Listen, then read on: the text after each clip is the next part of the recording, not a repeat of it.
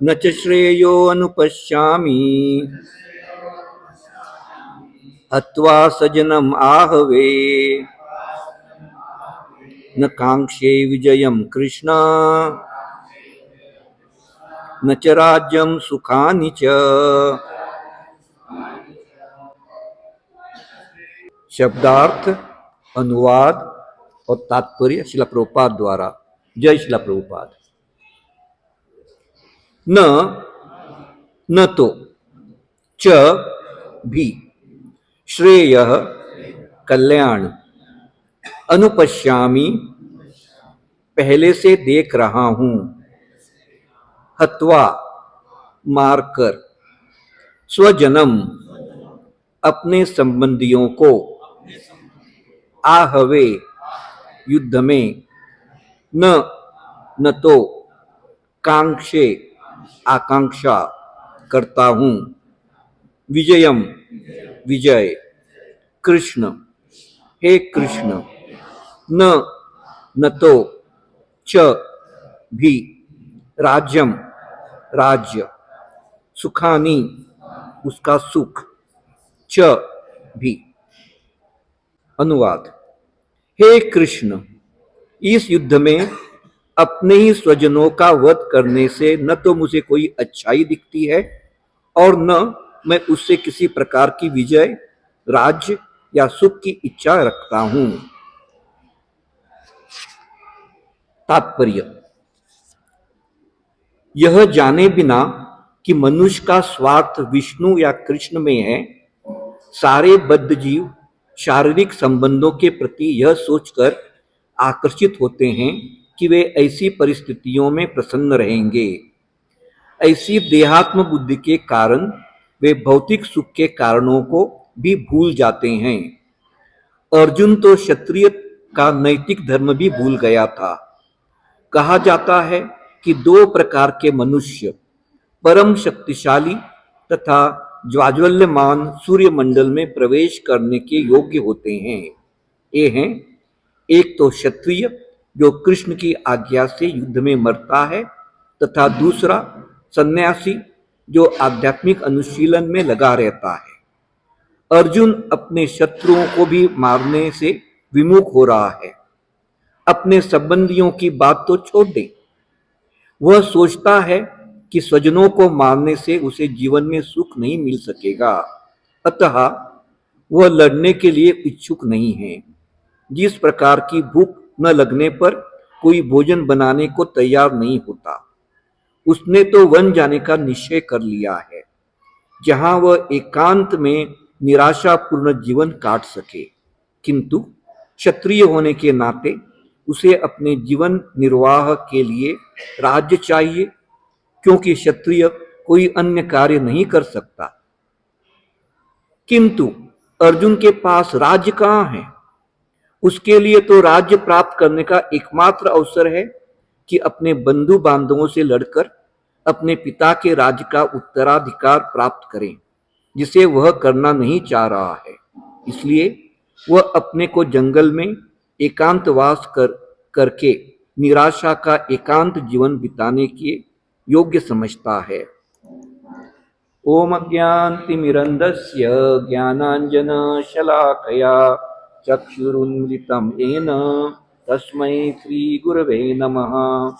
श्रीचैतन्यमनोभीष्टं स्थापितं येन भूतले स्वयं रूप कदा मह्यं ददाति स्वपदान्तिकं।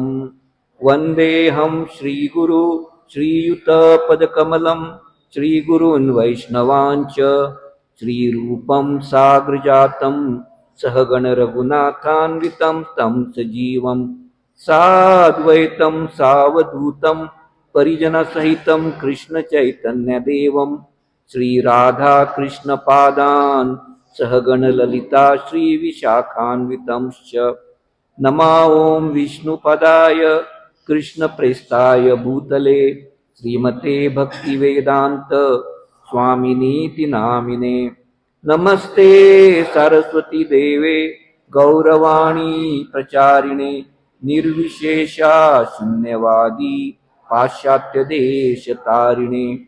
नमो महावदन्याय कृष्ण प्रेम प्रदायते कृष्णाय कृष्ण चैतन्य नामिने गौरतिशे नमः।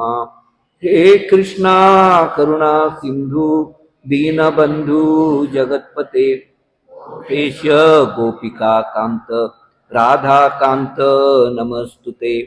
तप्त कांचन गौरांगी श्री राधे वृंदावनेश्वरी वृषभानुसुते देवी प्रणमामि हरिप्रिये। वाञ्छाकल्पतरुभ्यस्य कृपा सिन्धुभ्येव च पतितानां पावनेभ्यो वैष्णवेभ्यो नमो नमः। जय श्री कृष्ण चैतन्य प्रभु नित्यानंद श्री अद्वैत गदाधार श्रीवासादि गौर भक्त वृंदा। हरे नाम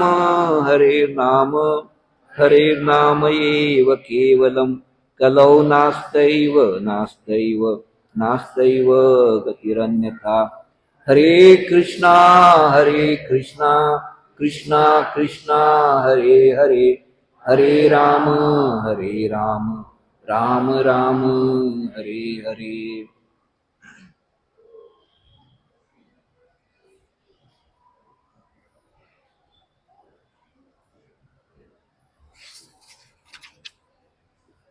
न च श्रेयो अनुपश्यामि हत्वा सजन आहवे न कांक्षे विजयम कृष्ण न च राज्यम सुखानि च। हे कृष्ण, इस युद्ध में अपने ही स्वजनों का वध करने से न तो मुझे कोई अच्छाई दिखती है और न मैं उससे किसी प्रकार की विजय राज या सुख की इच्छा रखता हूँ। हरे कृष्णा। आप सब भक्तों का स्वागत है इस संध्याकालीन भगवद गीता की क्लास के लिए। और मैं आपका आभार प्रकट करना भी चाहता हूं कि आपने मुझे सेवा का मौका दिया है। हम चर्चा कर रहे हैं पहले अध्याय का 31वां श्लोक। पिछली बार कौन सा किया था? 30 किया था। अच्छा, तो ये अध्याय का विषय है कुरुक्षेत्र के युद्ध स्थल में सैन्य निरीक्षण। 29 वाला नहीं, उस हाँ 30 वाला नहीं किया है, नहीं है। अच्छा, तो यहां हम जानते हैं कि अर्जुन को कृष्ण ने भ्रम में डाला है। भगवद गीता कुरुक्षेत्र के युद्ध भूमि पे इसका वर्णन उपदेश हो रहा है और कृष्ण अर्जुन को अनेक योगों के बारे में समझाते हैं। क्यों समझाते हैं? ऐसे तो अगर देखा जाए अर्जुन तो कृष्ण का भक्त है, सखा है, लेकिन अर्जुन भ्रमित क्यों हो जाता है? यही कृष्ण की रचना है, यही कृष्ण की योजना है। क्योंकि अर्जुन को निमित्त बना के कृष्ण हम तक एक भगवद गीता का उपदेश देना चाहते हैं। इसलिए कृष्ण भगवद गीता में अनेक योगों के बारे में चर्चा करते हैं। कृष्ण अत्यंत कृपालु है। हे कृष्ण कृपा सिंधु, कृपा के सागर हैं। दीन लोगों पे कृपा करते हैं। इसलिए चाहते हैं कि सारे भक्त लोगों को भगवद गीता का ये संदेशा मिल जाए। इसलिए पहले कर्म योग, ज्ञान योग, ध्यान योग और भक्ति योग के बारे में चर्चा करते हैं। इसलिए कई लोगों पंडितों को लगता है कि गीता में सब कुछ है, लेकिन गीता का सार क्या है? कृष्ण हमें कौन सा संदेशा देना चाहते हैं, ये हम कैसे समझ सकते हैं? कृष्ण हर एक अध्याय के बाद में क्या बताते हैं, अपना मत क्या है, इसके बारे में बताते हैं। इसलिए हमारे संस्थापक आचार्य एसी भक्तिवेदांत स्वामी श्रील प्रभुपाद ने इस भगवद गीता का नाम लिखा दिया है Shrimad Bhagavad Gita Yatharoop, as it is, या जैसी जैसी आहे तशी। इसका अर्थ क्या है और उन्होंने ये ऐसा शीर्षक क्यों दिया? क्योंकि जैसे प्रभुपाद जी में समझाते हैं, गीता के अनेक कमेंट्रीज हैं, अनेक स्कॉलर्स ने उनके ऊपर टीकाएं लिखी हैं, लेकिन हर एक जो टीकाकार है वो अपने हिसाब से, अपने वृत्ति से, अपनी सोच से कृष्ण को क्या क्या कहना है, मुझे लगता है कृष्ण एक कह रहे हैं। कोई बोलते हैं कृष्ण कर्मयोग के बारे में बोल रहे हैं, कोई बोलते हैं कृष्ण ध्यान युग के बारे में बोल रहे हैं, या ज्ञान युग के बारे में बोलते हैं। तो सही कृष्ण बताते हैं भगवद गीता में भक्ति का महत्व। भक्ति क्या है, किस तरह से वो जीवन का अंतिम ध्येय है, एक कृष्ण में बताते हैं, उपदेश करते हैं। इसलिए यथारूप, जिसमें कृष्ण क्या कह रहे हैं संस्कृत श्लोकों के माध्यम से, उसका तात्पर्य और पहले उसका अनुवाद सही तरह से, अपने तर्क वितर्क के माध्यम से नहीं, जो आचार्यों ने परंपरा में दिया हुआ जो मार्ग है, उसी मार्ग का आचरण करके श्रील प्रभुपाद ने ये हमें भगवद गीता दी है। ऐसा भी देखा जाए तो भगवद गीता हमारे लिए अत्यंत महत्व का ग्रंथ है। भक्ति की शुरुआत हम इससे ही करते हैं। आत्मा का ज्ञान कृष्ण भगवान यहां देते हैं और हमें एक शिक्षा देने के लिए अर्जुन को ऐसी स्थिति में डालते हैं, शारीरिक स्तर पे कृष्ण अर्जुन को शारीरिक स्तर पे डालते हैं कि आप शरीर हैं, वो तो भक्त हैं, शुद्ध भक्त हैं, भगवान के नित्य पार्षद हैं, और उनको दोनों सैन्यों के बीच में लेके आते हैं, उनके पार्थ सारथी बनते हैं।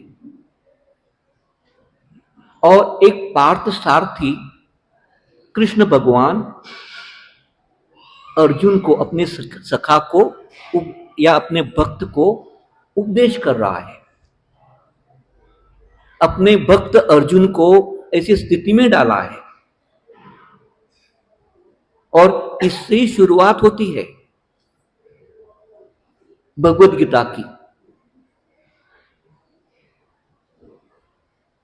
और जब कृष्ण अर्जुन को बीच में लाते हैं और जब वो पितामह भीष्म को देखते हैं और उनके सामने लेके आते हैं, द्रोणाचार्य और पितामह भीष्म के सामने इतनी असंख्य सेनाएं हैं, 11 अक्षौणी सेनाएं कौरव की है और 7 अक्षौणी सेना पांडवों की है, लेकिन इसके बीच में सिर्फ इनके सामने लेके आते हैं।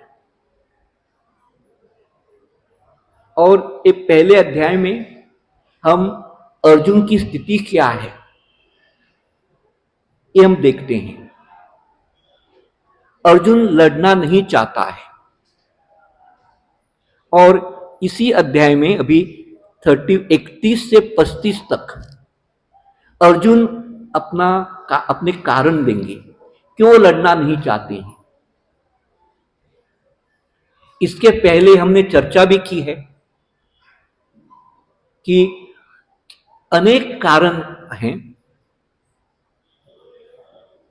5 कारण हैं और 31 से 35 में दूसरा जो कारण है पांचों में से, एक पहला कौन सा कारण है, हम थोड़ा रिवाइज करेंगे। पहला कौन सा कारण है जो अर्जुन नहीं लड़ना चाहता है? अपने आप्तों के प्रति करुणा, सगे संबंध के प्रति करुणा। मैं मेरे आप्तों को, बंधुओं को, रिश्तेदारों को, मेरे गुरुओं को कैसे मार सकूं, कैसे मैं उनके साथ युद्ध कर सकूं। उनके मन में करुणा आई है। तो पहला है करुणा। दूसरा जो अभी हम चर्चा करने वाले हैं, दूसरा कौन सा है? यस, सुख भोगने की इच्छा, इंजॉयमेंट, सुख भोगने की इच्छा। तीसरा कुल का नाश। चौथा, अगर मैंने यो सारे लोगों को मारा तो मुझे पाप का फल मिलेगा, इसका भय। और पांचवा, सबको मार दिया तो मैं जो राज्य करूंगा वो देखने वाला, वो इंजॉयमेंट आ गया। इनडिसीजन, अपना सोच नहीं रहा है कि मुझे क्या करना है, कंफ्यूजन, भ्रमित हो गया, बिविल्डरमेंट। क्यों मारना चाहिए? दुर्योधन तो इतना अच्छा, कौरव तो इतना अच्छा राज्य कर रहे हैं, क्या फायदा है लड़ने से? वही जो अर्जुन, जिसे धनुधर के नाम से जाना जाता है, वो ये भी भ्रमित हो गया है। और जैसे 5 कारण दे रहे हैं, इसलिए पहले, उसके पहले करुणा के बारे में चर्चा की गई है। अभी वो लड़ना नहीं चाहता है, उसके मन में ऐसी इच्छा तीव्र जागृत हुई है कि क्या फायदा है। वो इसलिए उसके पहले के श्लोक में 2 अत्यंत महत्व के शब्द आए हैं, निमित्तानि च विपरीतानि। निमित्त क्या है? लड़ना। उसके विरुद्ध क्या? विपरीतानि, विरुद्ध, विपरीत। मुझे नहीं लड़ना चाहिए, मैं लड़ूंगा नहीं। लड़ने से क्या फायदा है? सब वो मारे जाएंगे। और इसलिए वो अभी और प्रश्न पूछ कर बोल रहा है और कह रहा है कृष्ण को कि इस युद्ध में अगर स्वजनों का वध किया तो क्या अच्छाई है? कल्याण किसका होगा? मेरा कल्याण नहीं होगा, मेरी भलाई नहीं होगी। ये विजय प्राप्त करने से मैं क्या कर सकता हूं? ये विजय का जो सुख आनंद मुझे मिलेगा वो मेरे साथ शेयर करने के लिए और कोई नहीं है, कहीं नहीं होगा, सब मारे जाएंगे, क्या फायदा है? तो ये बैकग्राउंड है। तो पहले हमें यह समझना चाहिए कि अर्जुन क्यों नहीं लड़ना चाहता है। उसका तो कर्तव्य है, क्षत्रिय है। इसलिए हमारे संस्थापक आचार्य अपने तात्पर्य में हमें बहुत कुछ समझा रहे हैं, उपदेश भी दे रहे हैं, शिक्षा भी दे रहे हैं। पहला एक जो आपके समझ में शायद नहीं आएगा कि ऐसे क्यों बोल रहे हैं, प्रभुपाद जी बोलते हैं,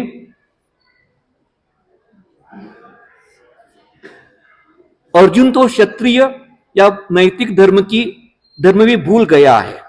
कहा जाता है कि 2 प्रकार के मनुष्य परम शक्तिशाली तथा जाज्वल्यमान सूर्यमंडल में प्रवेश करने के योग्य होते हैं।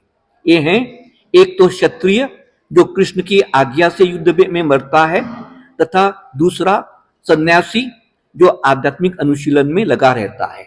तो प्रभुपाद जी ये हमें क्यों समझा रहे हैं? क्योंकि ये अर्जुन की सोच है। अर्जुन सोच रहा है मैं तो क्षत्रिय हूं, मैं अगर लड़ूंगा और दूसरों को, सारे बाकी जो क्षत्रिय हैं, बारे सैनिक हैं, उनको मारूंगा और कृष्ण उनके सामने हैं, तो वो क्या, कहां जाएंगे? सूर्यमंडल में जाएंगे। और मैं तो यहां मेरा विजय होगा कि मैं यहां ही रहूंगा। इससे अच्छा क्या है? सूर्यमंडल, वहां हेवनली हेवनली ये है वेदवाद रथ पार्थ, जैसे वहां में एंजॉय कर सकते हैं लोग। इसलिए प्रभुपाद जी ऐसे एक उसकी सोच है।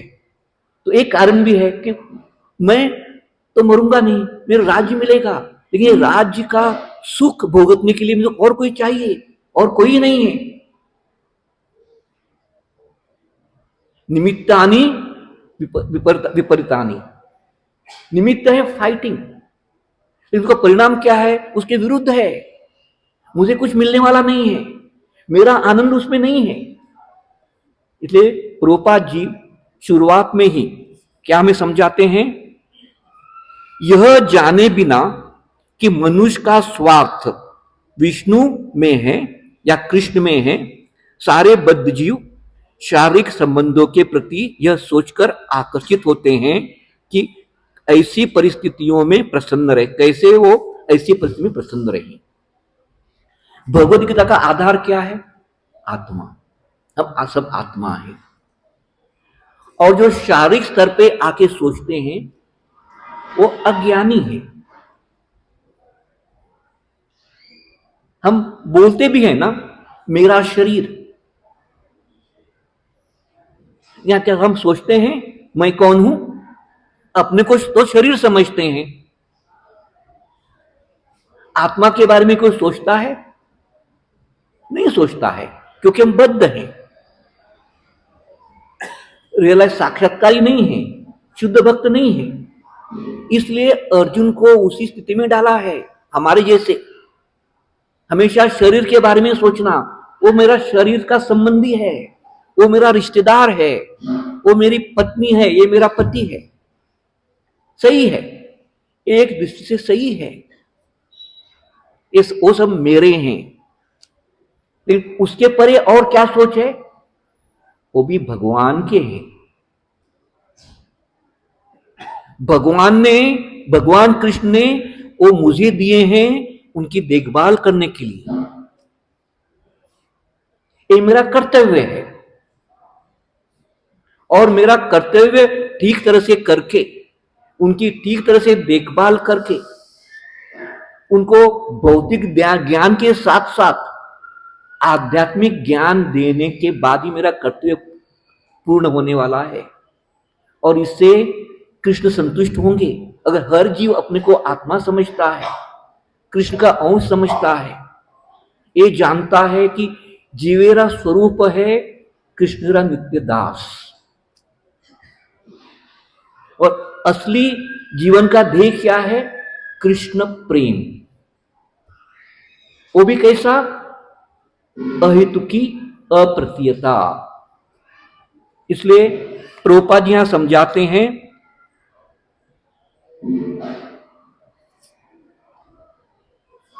यह जाने बिना कि स्वार्थ, तो स्वार्थ शब्द कहां से आया है? हम बोलते हैं आप स्वार्थी हैं, बराबर। तो हम कभी कभी ये स्वार्थ शब्द गलत तरह से इस्तेमाल करते हैं। तो सही स्वार्थ का अर्थ क्या है? स्व मीन्स मैं, खुद, स्व, और अर्थ जिसकी कीमत है, जिसको वैल्यू है। तो स्वार्थ हमारा किसका होना चाहिए? जीव का स्वार्थ क्या होना चाहिए? कृष्ण प्रेम प्राप्त करना, कृष्ण की अहेतुकी अप्रतीयता सेवा करना। तो हर एक जीव का स्वार्थ है कि मुझे अच्छी तरह से शुद्ध भक्ति करनी है, स्व अर्थ।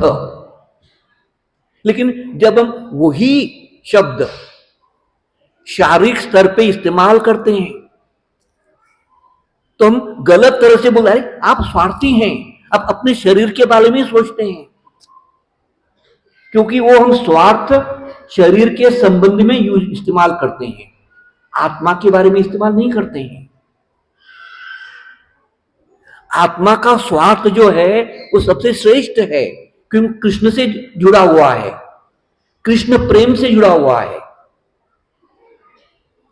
लेकिन हम जानते नहीं हैं, हमारा अज्ञान है। स्वार्थ is a very important word, बहुत महत्व का शब्द है।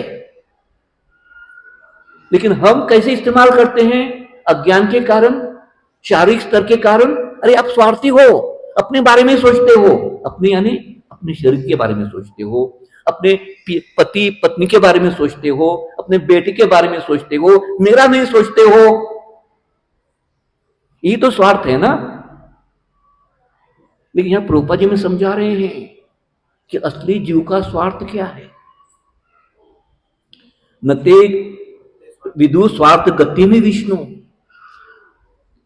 ये श्लोक है। ये जो श्लोक है ना वो भागवत में आता है। और एक अच्छा भक्त सिर्फ 5 साल का है, 5 साल का एक भक्त अपने पिता जो एक महान राजा है, इतना प्रभावशाली राजा है कि हर एक को देव देवताओं को भी कब्जे में रखा है, सारे ब्रह्मांडों के ऊपर राज्य कर रहा है, सब लोग भयभीत होते हैं, इतना उसका कंट्रोल है। ऐसी ऐसे ऐसे ही देखा तो लोग भयभीत हो जाते हैं, देव देवता भी डरते हैं। कौन था वो राजा? मैं पीछे से सुनना चाहता हूं। हिरण्यकाशिप नाम सुना है किसी ने? सुना है कि नहीं? हाँ, पीछे पीछे, हाँ कि ना? सुना है। उसका बेटे का नाम क्या है? अरे वाह, प्रहलाद महाराज। तो प्रहलाद महाराज अपने पिताजी को, अब उसके पिता की भी यही इच्छा है, जैसे मैं शारीरिक स्तर पे हूं, राजा हूं, मैं सब कुछ करता हूं, मैं नियंत्रण करता हूं, मैं इस प्रकृति का स्वामी हूं, देव देवता मेरे कब्जे में हैं, मैं उनके ऊपर राज्य करता हूं, उसी तरह मेरे बेटे ने भी मेरे जैसा बनना चाहिए। क्या कुछ कनेक्शन लगता है? कनेक्शन है? आपकी सोच भी ऐसी होती है कि नहीं? मेरी होती है, मेरे बेटे ने मेरे जैसे बनना चाहिए, मेरे हिसाब से पेश आना चाहिए, उसने भक्त नहीं बनना चाहिए क्योंकि मैं भक्त नहीं हूं। क्या सही है कि गलत है? अरे तो जवाब दीजिए। तो अगर आप हमारा बेटा मेरे विरुद्ध कुछ किया तो गुस्सा आता है, तो उसी तरह का गुस्सा हिरण्यकाशिप पे भी आया। पहले बार नहीं आता है शायद, तो माफ, अरे बेटा अनपढ़ है तो माफ कर देंगे। तो हिरण्यकशिपु क्या करता है? अपने बेटे प्रहलाद को, उनके जो कुल गुरु हैं, कौन है उनके कुल गुरु? उनके पुत्र हैं, हाँ? शुक्राचार्य। बहुत अच्छा, मैं कभी भूल जाता हूं इसलिए मैं आपको पूछता हूं। शुक्राचार्य के 2 बेटे हैं, शंड और अमर्क। उनको बोलते हैं, आप उनकी पाठशाला है, आप मेरे बेटे प्रहलाद को वहां रखिएगा, क्योंकि उनको मालूम है पर हिरण्यकशिपु को कि मेरे बेटे का कुछ दिमाग ठीक नहीं से चल रहा है, वो एक साधारण बेटे जैसा पेश नहीं आ रहा है, उसका ब्रेन क्या किया है? ब्रेन वॉश किया गया है। किसने? नारद मुनि ने। जब वो मेरे बीबी के गर्भ में था, नारद मुनि ने, वो जो मेरा शत्रु है, विष्णु मेरा शत्रु है, नारद मेरे भी शत्रु हैं, वो शत्रु ने उस मेरे बेटे को ब्रेन वॉश किया है, भगवत धर्म के बारे में ज्ञान देके। इसलिए मैं उसके ब्रेन साफ करना चाहता हूं। इसलिए हे शंड, हे अमर्क, साफ सफाई करो, उसका इतना अच्छा ज्ञान दो कि ये तुम्हारा शत्रु है, ये तुम्हारा मित्र है, ये आपके और कुछ है, इससे आपका फायदा होने वाला है, इससे आपका नुकसान होने वाला है। ऐसा भेदभाव उसको सिखाओ, जैसे हम भी करते हैं, मैं भी करता हूं। भक्त लोग क्या सोचते हैं? सब कृष्ण के समान हैं, कृष्ण के अंश हैं, भेदभाव नहीं करते हैं। क्या देखते हैं? अरे उसमें परमात्मा है, कृष्ण का अंश है, वो भी कृष्ण का अंश है, वो भी कृष्ण का अंश है, भेदभाव नहीं करते हैं। लेकिन हम क्या करते हैं, या मैं क्या करे, वो मेरा मित्र है, वो मेरा शत्रु है, तो उसको सिखाओ और सीखने को बोल, और उसको कई समय के बाद मेरे पास लेके आओ। तो आते हैं, बड़े प्यार से ने गोद में बिठाते हैं, बेटा प्रहलाद क्या सीखा तूने, या तुझे अच्छा कौन सा विषय पसंद आया, जो षंड और अमृत ने आपको सिखाया, इतने विषय के बारे में सिखाया, कौन सा विषय पसंद आया। तो प्रहलाद की भक्ति जागृत होती है, प्रचार करना चाहता है, आपको भी प्रचार करने की उत्सुकता है, सब उत्सुक हैं प्रचार करने के लिए, बराबर, इसलिए तो आज इतने भक्त आए हुए हैं, सब प्रचारक बनना चाहते हैं, सही भैया, प्रहलाद की परंपरा है ये। तो प्रचार करते करते करने लगता अपने पिताजी को, बोलते हैं देखिए ये जो भौतिक जगत है ये अंधकूप जैसा है, और उसमें हम सब भ्रमित हो जाते हैं, जैसे यहां अर्जुन भ्रमित हो गया है, इसलिए उसके बाहर आना है, इस अंधकूप में रहना नहीं है, सब अंधकार ही है, अंधकार यानी अज्ञान। इस भौतिक दुनिया में क्या है, अज्ञान है, सूरज है, लेकिन शास्त्र कहता है अंधकार क्यों है, क्यों शास्त्रीय ज्ञान नहीं है, अंधकार तो कुआं जैसा है, इसके परे आपको जाना है, और कहां जाना है, वृंदावन में, जहां आपको कृष्ण भावना का ज्ञान मिलेगा, और कृष्ण भगवान का आश्रय कैसे लेना है ये आपको मालूम हो जाएगा। इसलिए ये राज्य छोड़ो, वन या वृंदावन में जाओ, वहां भक्ति करो। तो पिताजी बोलते हैं क्या बोल रहा है तू बेटा, ऐसा नहीं बोलना चाहिए, चलो चलो जाओ, और षंड और अमर को डांटते हैं, एक ने क्या सिखाया है, ये सही ज्ञान है क्या, तो बोलते हैं नहीं हमने सिखाया नहीं है, और वो हिरण्यकशिपु उनका अपमान भी करता है, तो बोलते हैं हम ब्राह्मण हैं, अपमान मत करो, ठीक है ठीक है, तो उनको सिखाओ, अच्छा सिखा के वापस मेरे पास लेके आओ। तो दूसरी बार लेके आते हैं, और तब प्रहलाद ये बताते हैं, ये श्लोक है, नते स्वार्थ गतिम ही विष्णु दुराशया ए बहिर्थ मानिना अंधा यथांदेर उपनियमानस ते अपिश तंत्रम उर्दू दाम बद्ध नते स्वार्थ गतिम ही विष्णु, कि ऐसे जो लोग हैं, कौन से लोग, दुराशय, दुराशय, इसलिए कृष्ण ने अर्जुन को भी इस दुराशय की स्थिति में डाला है। क्या दुराशय का अर्थ क्या है, मेरा भलाई किसमें है, मेरा अंतिम गंतव्य क्या है, मेरे जीवन का उद्देश्य क्या है, ये जो जानता नहीं है, और सिर्फ इंद्र तृप्ति करना है, मेरे शरीर की देखभाल करना है, शरीर को आनंद देना है, ऐसी जो सोच है, ऐसे सोचने वाले लोगों को क्या कहा जाता है, दुराशया, याद रहेगा, दुराशया।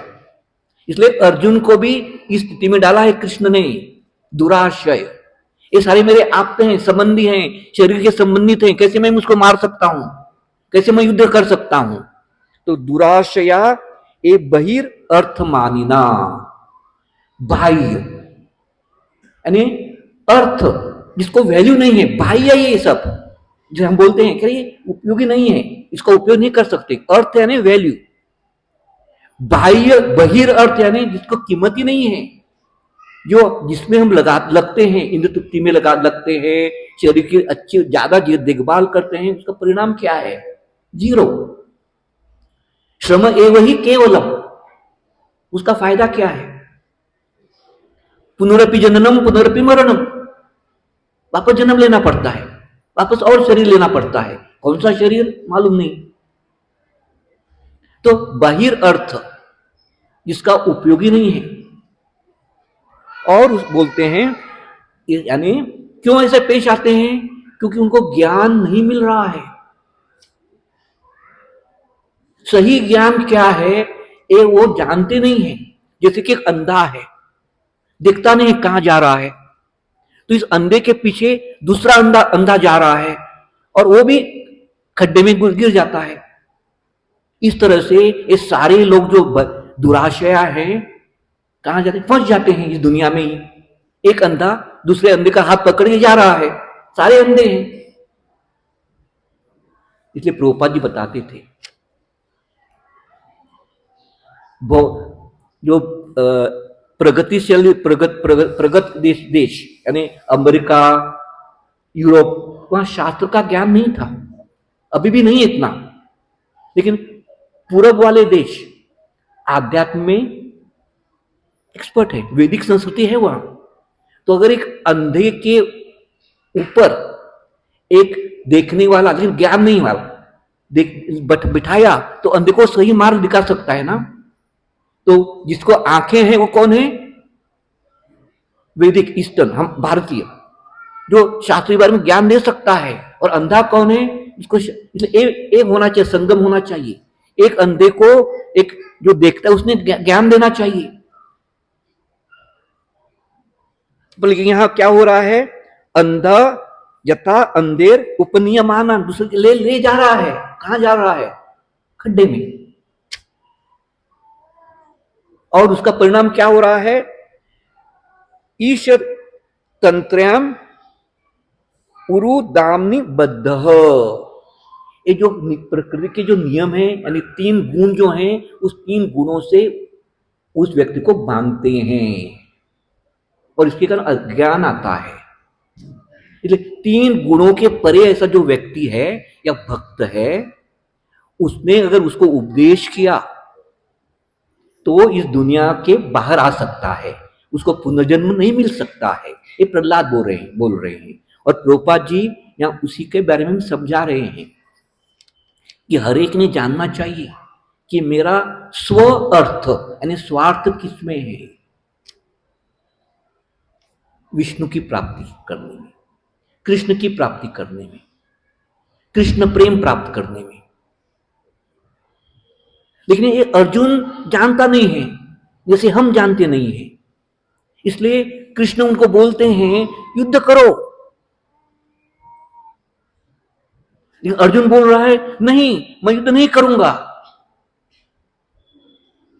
जैसे पिताजी बोलते हैं बेटा पढ़ाई करो, करते हो ना पढ़ाई? बहुत अच्छा बेटा है, लेकिन बेटा नहीं नहीं मैं पढ़ाई नहीं करूंगा। इस तरह का संवाद है।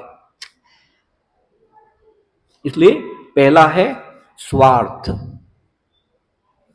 और एक भौतिक जगत का वर्णन क्या है? क्योंकि क्या होने वाला है, कब होने वाला है, कैसे होता है, हमें मालूम भी नहीं होता है। इसलिए कहा जाता है पदम पदम यत विपदम न तेषाम। हर पद पे क्या होने वाला है, कभी कुछ हो सकता है। हम देखते हैं, सुनते हैं, एक्सीडेंट होते हैं, फैटल हार्ट अटैक्स आते हैं, कुछ फ्रस्ट्रेट हो जाते हैं, कुछ डिप्रेशन में चल जाते हैं। लेकिन कोई मरते भी हैं, शरीर त्याग करते हैं। लेकिन मुझे लगता है मुझे ऐसा नहीं होने वाला है, मैं उसके परे हूं, मुझे ऐसा नहीं होने वाला है। और यही हमें सिखाते हैं। महाभारत में एक लीला आती है, युधिष्ठिर महाराज को प्रश्न पूछा जाता है, आपने सब सुना होगा, मैं ज्यादा चर्चा नहीं करूंगा इसके ऊपर, कि सबसे आश्चर्यजनक क्या है, इस दुनिया में सबसे बड़ा आश्चर्य क्या है? तो युधिष्ठिर महाराज बताते हैं अहनि अहनि भूतानि गच्छन्ति यमालयम। अहनि अहनि भूतानि, हर एक स्तर पे, हर एक कभी ना कभी हजारों हजारों लोग मरते हैं। गच्छन्ति यमालयम शेष शावर इच्छति, जो यहां रहा है, जो जिंदा है, वो सोचता है कि मुझे ऐसा नहीं होगा, मैं मरूंगा नहीं। किम आश्चर्यम तत्परम, इससे और कौन सा बड़ा आश्चर्य है। पश्यति न पश्यति, देखते हैं फिर भी समझ में नहीं आता है, अंधे हैं शास्त्रीय दृष्टिकोण से।